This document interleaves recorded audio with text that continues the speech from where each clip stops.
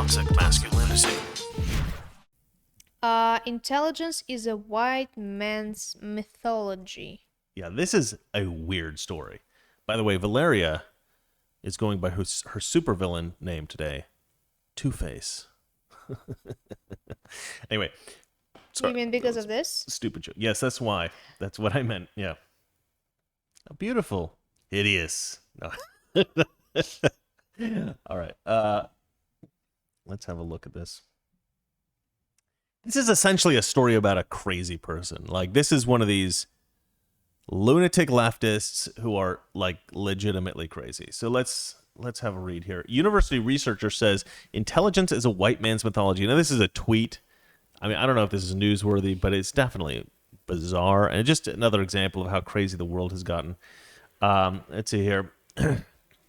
This is in Campus Reform by Ben Zisloff. A University of Cincinnati graduate student wrote that intelligence is a white man's mythology. Stop calling your female colleagues smart or clever or brilliant, wrote Mel Andrews, who studies cognition and evolution. It's sexist and infantilizing. It shouldn't be surprising to you in 2021 that women are capable of thought. I mean, I mean, you only hear this really from the most crazy feminists, right? Most women that I've spoken with in my life don't mind being called intelligent. If you call a woman smart or clever or brilliant, they think of it positively in the same way as if you call a man smart or clever or brilliant. I mean, I think that what she's doing here is assuming that you would never call a male colleague clever or smart or brilliant, which I do all the time, right? I'm typically very encouraging of everyone. I mean, you know, I talk to my buddy Kurt all the time on the phone, right? And if he comes up with a joke that I think is truly brilliant, I'll be like, that's brilliant. You're a genius, right? You know, if he says something stupid, I'll be like, you're an idiot. I mean, that's just kind of how I talk to people, right? You know, extremes are fun. But also, some of the stuff he comes up with is brilliant. And we develop story ideas together and stuff like that. And if I'm writing a story and he comes up with another idea, that actually improves the story, I'm always impressed by that. And it doesn't really have to do with the fact that he's a woman, because he's not. he's a man. He's a man. It's man. It's a man. Anyway, but he's a very smart guy, and that's probably the best. I have another friend who's a comedian who's like, he's trying to get involved in stand-up comedy and stuff like that, and he'll call me and he'll run through his act with me, and he's gay, right? And if he comes up with a joke that's brilliant, I'll say that's brilliant. And I'm not saying it because despite the fact they are gay. Despite the fact they're gay, that's brilliant. Yeah, and I'm not saying it to infantilize him because he's a homosexual, and I have some kind of sense of, I don't know what, I'm patronizing him or something like that. I mean, I don't think he thinks that, and I certainly don't think that when I'm saying it. But this girl seems to think that if you call a girl smart or clever or brilliant, it's because you have some kind of, like, you're being condescending somehow. But I think that's possibly how she thinks, because she may not be the smartest girl in the room. And so if a guy's saying, oh, that's really clever, they might be infantilizing because you might be a moron. That might be why. She writes here, it's sexist and infantilizing. You would never, ever... Ooh, shoot. Sorry about that, guys. You would never, ever stress how truly bright Brandom is. I don't know what the name Brandom comes from. I know Brandon. It might be a typo. Brandon is when recommending a spirit of trust. I don't know what the hell that means. Maybe that's something to do with her school or something. It shouldn't be surprising to you in 2021 that women are capable of thought. God, this is so stupid. I mean, it's bizarre. Like, these feminists have this idea that men all have this sort of deep-seated misogyny and we can't possibly respect a woman's brilliance. It's like the weirdest thing. Like, we just went to a female accountant, right, to deal with our tax stuff. And I don't think I ever once thought about the fact that she was a woman, and you know. Because before we went to two accounts, so they are men. Yeah, and they weren't that good. Yeah. Well, one of them was okay, but the other one was completely incompetent. But but she's great. I mean, she's brilliant. And I said to her, I said, like, it's great to work with somebody who's this competent.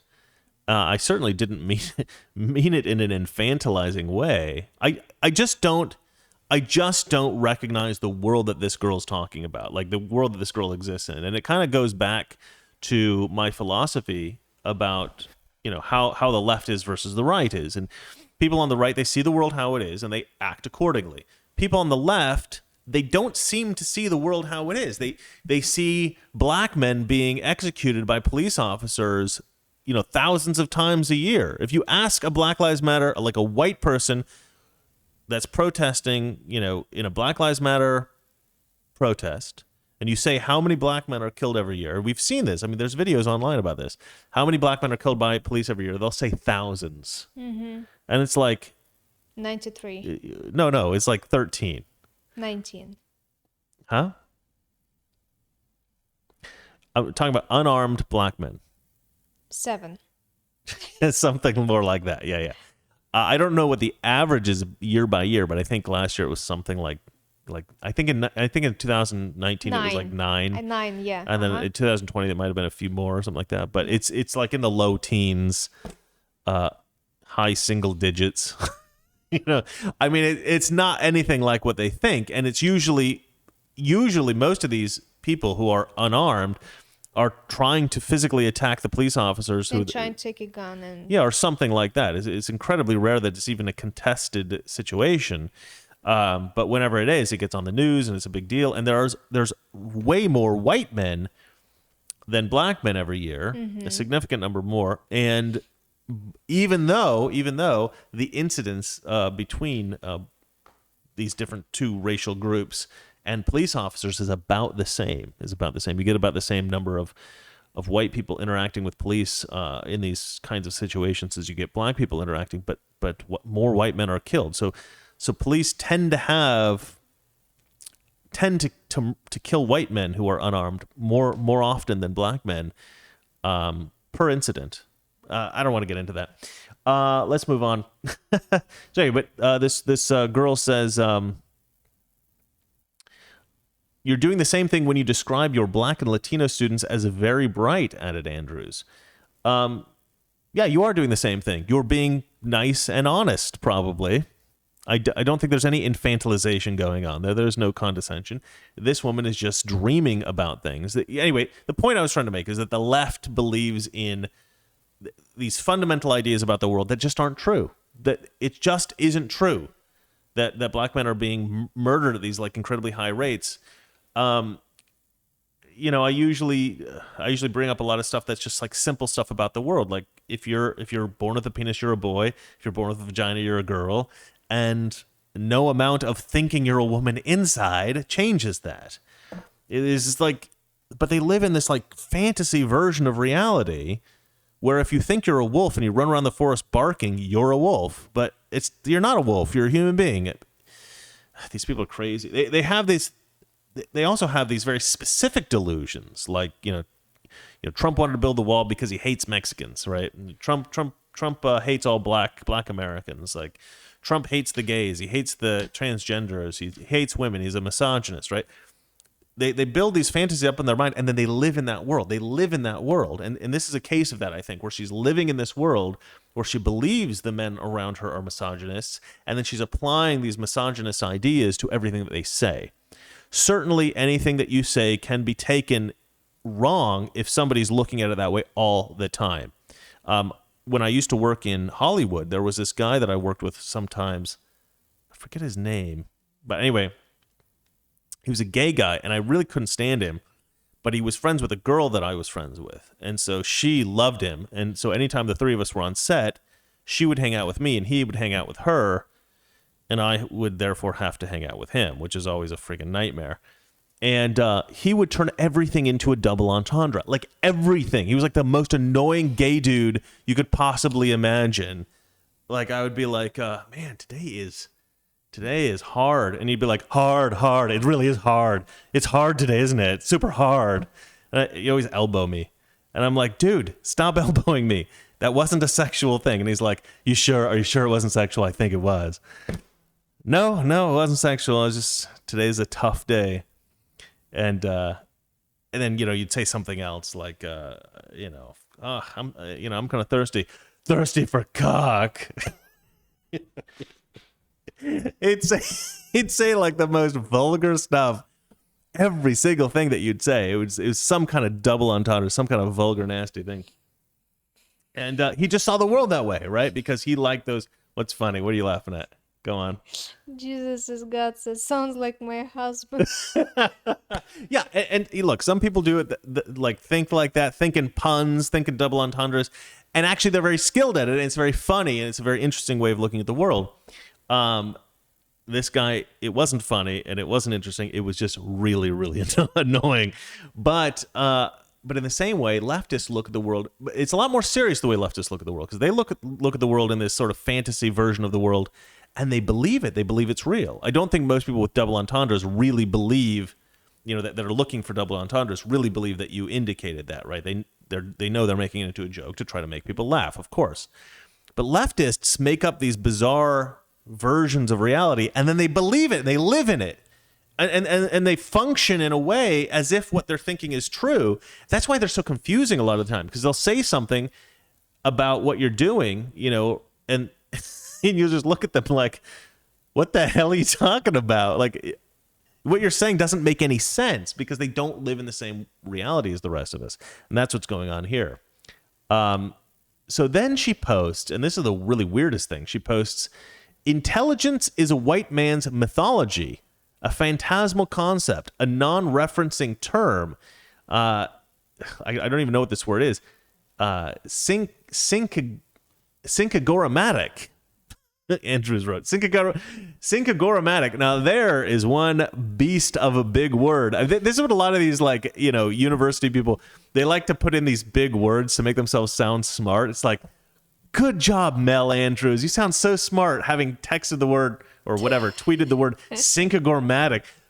Nobody cares that you're able to look up big words, lady, and then memorize them. Nobody cares about that, all right? Nobody thinks you're smart. Everybody thinks you're a moron, probably including the guys around you, which is why you feel like they're infantilizing you, because you act like an infant. All right, let's move on. Indicating that the post was entirely serious, it was followed by an excerpt from a chapter Andrews wrote for a book entitled Handbook of Parenting. And that's the thing. Naturally, people are going to think this has got to be a joke, right? But no, this girl's not joking. Andrews cited works claiming that more than a century of wanton reductionism and definitional vagueness in the study of intelligence and human potential has perpetuated a stratified social order and obscured the true dynamic complexity and diversity of human cognitive development. Ooh, lots of other big words. Those are fun. Let's see here. Andrew's most recent research paper received several thousand downloads. I was addressing a phenomenon that I noticed to be common in academic philosophy, wherein individuals emphasize the intelligence of minority scholars and students over the quality of the work they produce, Andrews explained to Campus Reform. It is the same phenomenon that occurs when a white instructor says to a black student in the surprised tone, "Oh, you're so articulate." Okay. I mean, maybe it's just because I went to a crap college, the University of Miami, but I've never heard any university professor turn to a black student surprised and go, "Oh, you're so articulate. You're so articulate for a Negro. I wouldn't have expected that." Like, what world does she live in? I mean, okay, what school does she go to? I think it says at the beginning, University of Cincinnati. So apparently, at the University of Cincinnati, commonly university professors turn to black students and go, "Oh, you are so articulate." You know that has never happened. Maybe in like 1972. Maybe not even then. Probably like 1942. Maybe. Oh, this woman's crazy. She's just like, this is a dream that she has. She has a dream that this happens. It's never happened. This has probably never happened that she's ever seen, but she thinks that it does. Oh, you're so articulate. It implies an expectation that black students will be ineloquent. It was not, as is contextually obvious from what I had initially posted, a condemnation of intelligence ascriptions. Simpliciter. Is that Latin? She threw in a Latin word there. God, I hate this girl so much. Stupid people who use big words are the worst people. Okay, let me explain this to you. What's her name again? Mel something? Mel Andrews. Mel, if you're going to watch this, which I highly doubt you'll ever see this, but if you do, if by some miracle you watch it, truly intelligent people don't use big words to confuse people, right? They only use big words for specificity. And I do this occasionally. I will use a word that may be a bit, say, esoteric.